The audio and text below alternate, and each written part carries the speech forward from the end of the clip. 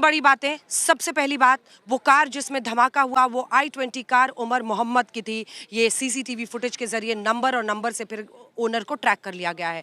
उमर मोहम्मद पुलवामा का रहने वाला है, ये दूसरी सबसे बड़ी बात है। और तीसरी सबसे बड़ी बात है, डॉक्टर मुजम्मिल 2900 किलो एक्सप्लोसिव जिसके पास से बरामद हुआ था फरीदाबाद में, वहां पर भी जबरदस्त क्रैकडाउन हो रहा है। अब ये षड्यंत्र और ये तार कैसे जुड़ रहे हैं, इन सब पर चर्चा करेंगे, लेकिन लिए चलते हैं आपको उमर फरीद, हमारे सहयोगी इस वक्त हमारे साथ मीर फरीद सीधा जुड़ रहे हैं पुलवामा से। मीर, एक बार क्या वहां पर क्या मतलब अगर आप उमर मोहम्मद के घर तक पहुंचे हो, किस तरह से दिख रहा है? क्योंकि ऐसी कड़ियां जुड़ना मतलब पुलवामा एक हॉटबेड, क्योंकि इससे पहले भी हमने देखा है वहां पर आतंकी हमला पुलवामा का, और उसके बाद से फिर से ये तार जुड़ना, क्या कुछ जानकारी मिल रही है वहां पर? परिवार वाले क्या बता रहे हैं इस उमर मोहम्मद के बारे में या आसपास के लोग? मीर।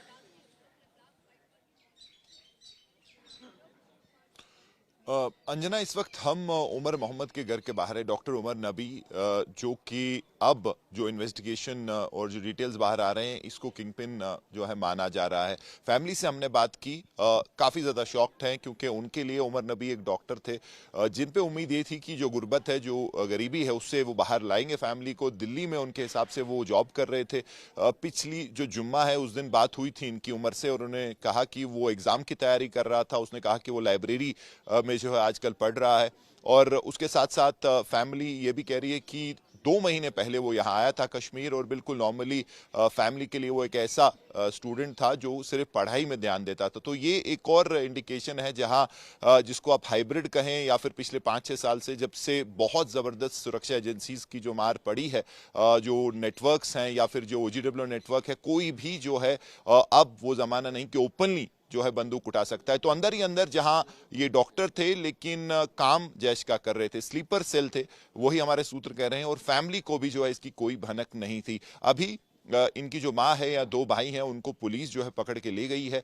फिलहाल उनको क्वेश्चनिंग के लिए ले जाया गया है, और फैमिली जो है अभी भी शौक में है कि ऐसा कैसे हो सकता है। तो फैमिली का माने तो उनको कोई भी इंडिकेशन नहीं थी, कोई भी भनक नहीं थी कि जो डॉक्टर उमर है ऐसा कुछ कर रहे थे। उनके लिए वो एक पढ़ने लिखने वाला ऐसा बच्चा था जिन्होंने इस गरीब फैमिली से उठ के जो है मेडिकल प्रोफेशन चुना, और उनकी उम्मीद थी कि आगे जो गुर्बत है उससे उनको बाहर लाएगा। तो फैमिली भी शॉक्ड है, आप बार बार कह रहे हैं कि वो मेडिकल के स्टूडेंट थे और वो डॉक्टर बनने वाले थे, तो किस मीर मीर 3-4 सवाल आपकी बात से। एक तो वहाँ की तस्वीरें अगर आप दिखा दीजिए पुलवामा की।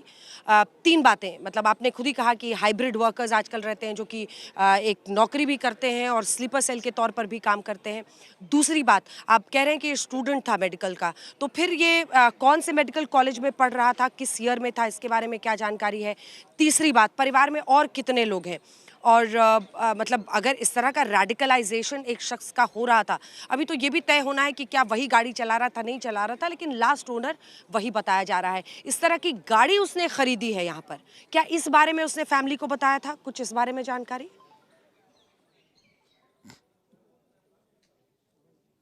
अंजना, इस सारे मामले के बारे में, गाड़ी के बारे में फैमिली को कोई जानकारी नहीं थी। और डॉक्टर उमर की बात करें तो मेडिकल स्टूडेंट था। आज वो जो है अपना कोर्स कंप्लीट करके पिछले कई साल से जो है इस प्रोफेशन में था।